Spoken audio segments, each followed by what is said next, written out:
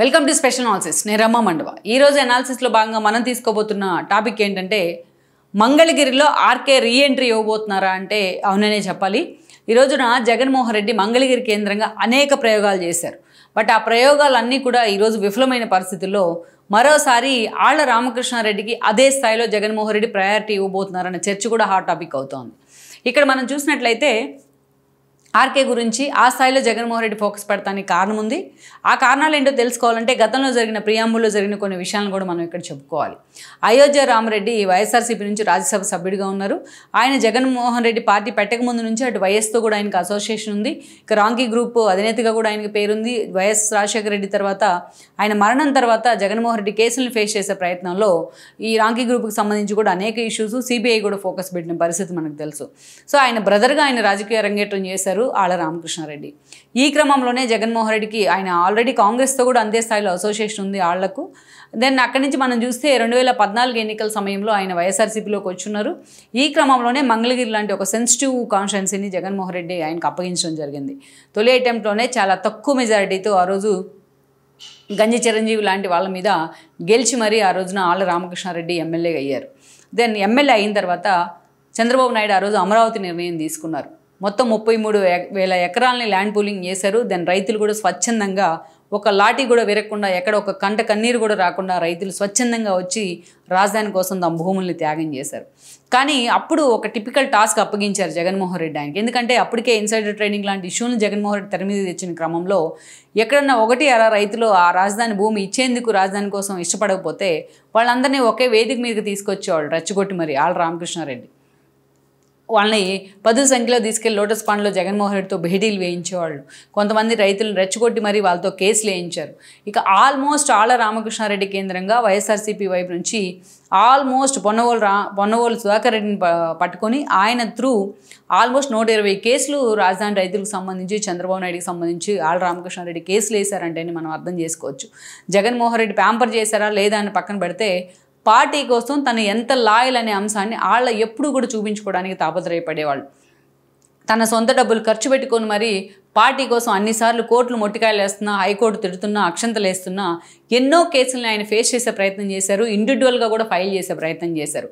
అలాగే ఎప్పుడు కూడా 2014 నుంచి ఈవెన్ 2019 దాకా ఆళ్ల రామకృష్ణారెడ్డి ఎప్పుడు వార్తల్లోనే ఉండేవాడు.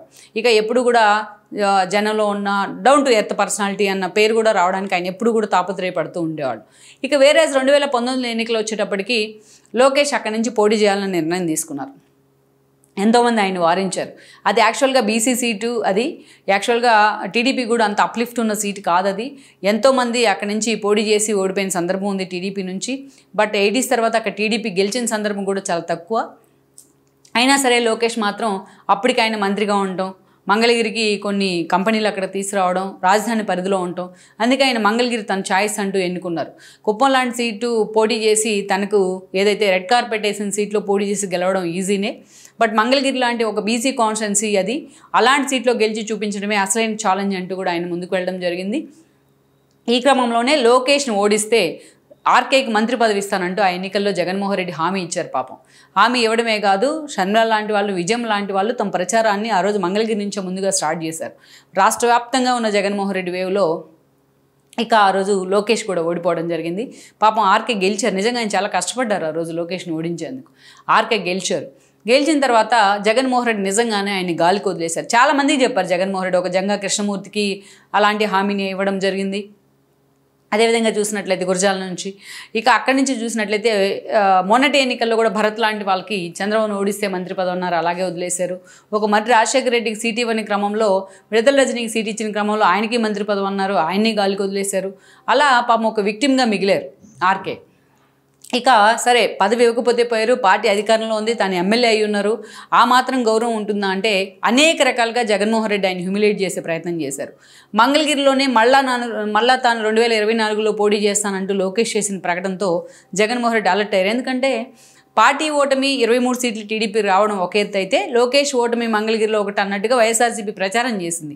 లోకేష్ ఓటమికి తమకు ఒక ఆయుధంగా మార్చుకుంది. అందుకని మరోసారి లోకేష్కి టార్గెట్ చేయాలంటే ఎలాగైనా అక్కడ స్థానికంగా ఫోకస్ పెట్టాలనుకున్నారు. అందుకే మనం చూస్తే ఒక గంజి చిరంజీవి మొదలుకొని ఒక కాండ్రు కమల దగ్గర నుంచి ఒక మురుగుడు హనుమంతరావు దాకా మొత్తాన్ని టీడీపీ నుంచి ఇతర పార్టీ నుంచి వైఎస్ఆర్సీపీలోకి తీసుకునే ప్రయత్నం చేశారు.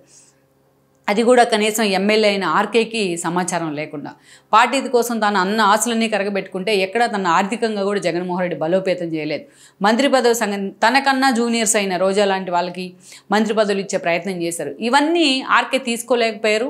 కొన్ని రోజులు విదేశాలకు పరిమితమయ్యారు. ఆయన విదేశాల్లో ఉన్నప్పుడు ఆయన ప్రత్యర్థులందరికీ కూడా ఏదో ఒక పదవులు ఇచ్చే ప్రయత్నం చేశారు జగన్మోహన్ రెడ్డి. ఇవంతా కూడా ఆర్కే డైజెస్ట్ చేసుకోలేకపోయారు. ఈ క్రమంలోనే ఎన్నికలకు ముందు ఆయన షర్మిల వెంట నడిచారు కొన్ని రోజులు. ఇక బట్ లోకేష్ చాలా స్ట్రాంగ్గా అక్కడ ఎక్స్పోజ్ అవుతున్న తీరు, స్ట్రాంగ్గా ఎమర్జ్ అవుతున్న తీరు జగన్మోహన్ రెడ్డిని ఉలిక్కిపడేలా చేసింది. ఉన్న ముగ్గురు కూడా మురుగుడు హనుమంతరావు కానీ, అదేవిధంగా మనం చూస్తే గంజి చిరంజీవి, కాండ్రు కమల వీళ్ళెవరూ కూడా సరిపోరు అనుకున్నారు.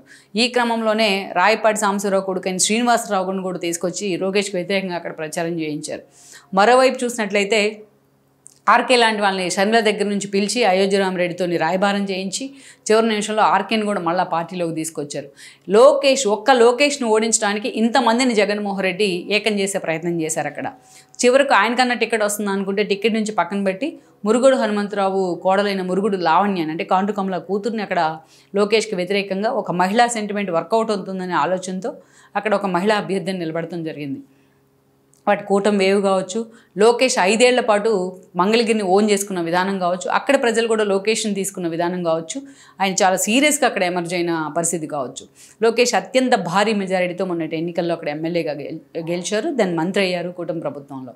ఈరోజు చూస్తే గెలిచిన తర్వాత సైతం మంగళగిరిలో తాను ఇచ్చిన హామీలన్నింటినీ 1 by 1 ఫుల్ఫిల్ చేసుకుంటూ వస్తూ అక్కడ ప్రజలు మన్ననలు కూడా చూరగొంటా ఉన్నారు ఆయన. అయితే గెలిచిన తర్వాత ఆర్కేని అంత బలవంతంగా పార్టీలోకి మళ్ళీ తీసుకొచ్చిన జగన్మోహన్ రెడ్డి నిజంగానే ఆయన గాలికి వదిలేశారు. అసలు ఆర్కే అక్కడ ఉన్నారా లేదా అని కూడా ఎవరికి తెలియని పరిస్థితి అయితే ఉంది మంగళగిరిలో ఈ రోజున. అసలు లోకేష్కి ఒక ప్రత్యర్థి ఉన్నారా లేదో తెలియని పరిస్థితుంది. అందుకే మరోసారి మంగళగిరి మీద జగన్మోహన్ రెడ్డి, ఎందుకంటే మెజారిటీ కాన్స్టిట్యున్సీకి సమన్వయకర్తలు నియమిస్తూ ఉన్నారు.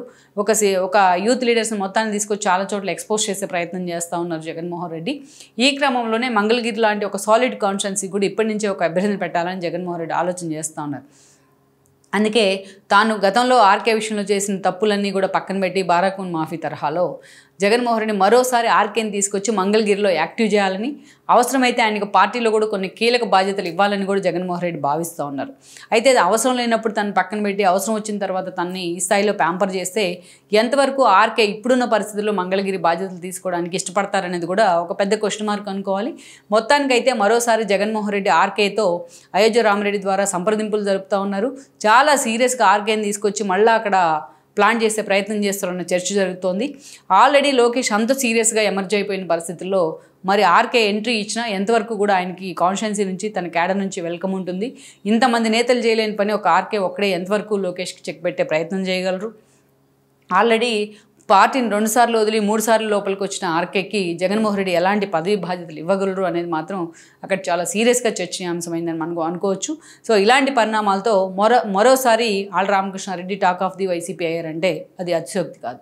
ఈ వీడియో మీకు నచ్చినట్లయితే please share, like and subscribe R24 Telugu.